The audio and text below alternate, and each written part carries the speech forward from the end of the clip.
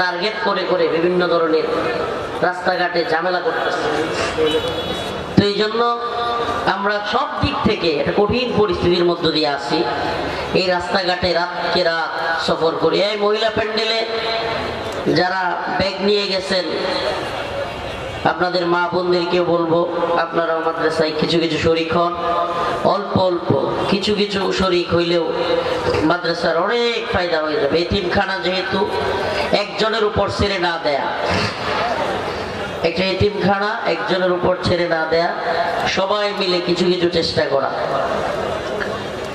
يا أيها الذين آمنوا لا تتخذوا اليهود والنصارى أولياء بعضهم أولياء بعض ومن يتولهم منكم فإنه منهم إن الله لا يهدي القوم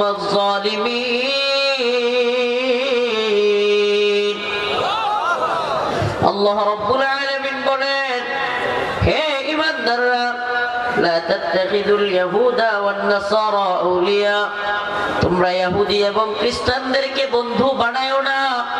বা'দুহুম আউলিয়াউ বা'দ, বরং তারা নিজেরা নিজেদের বন্ধু, তারা মুমিনদের বন্ধু নয়।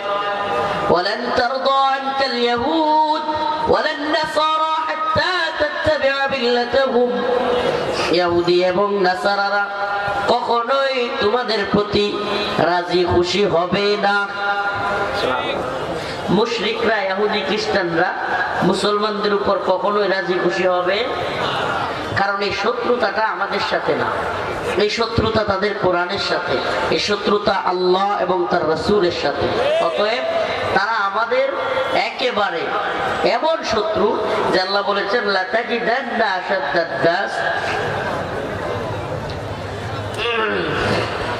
আদাওয়াতাল লিল্লাযীনা আমানুল ইয়াহুদ ওয়াল্লাযীনা আশরাকু, মুমিনের সবচাইতে কঠিন শত্রু ইহুদি এবং মুশরিকরা। প্রিয় ভাইরা আমার, বন্ধুগণ আমার, প্রিয় ফরিদপুরবাসী, একটা মেসেজ অন্তত পৌঁছায় যায়, একটা কথা অন্তত পৌঁছায় দিয়ে যায়। প্রিয় যুবক ভাইরা, আমাদের প্রোগ্রামে অনেক যুবকেরা আসে আলোচনা শুনতে। এই যুবকদেরকে বলবো, হে যুবক, দুনিয়ার রঙিন স্বপ্ন দেখা বাদ দাও। ফেসবুক, টিকটক, লাইকি, মদ, নেশা, গাঁজা, হিরোইন কিংবা নারীর পিছনে ছোটা বাদ দাও।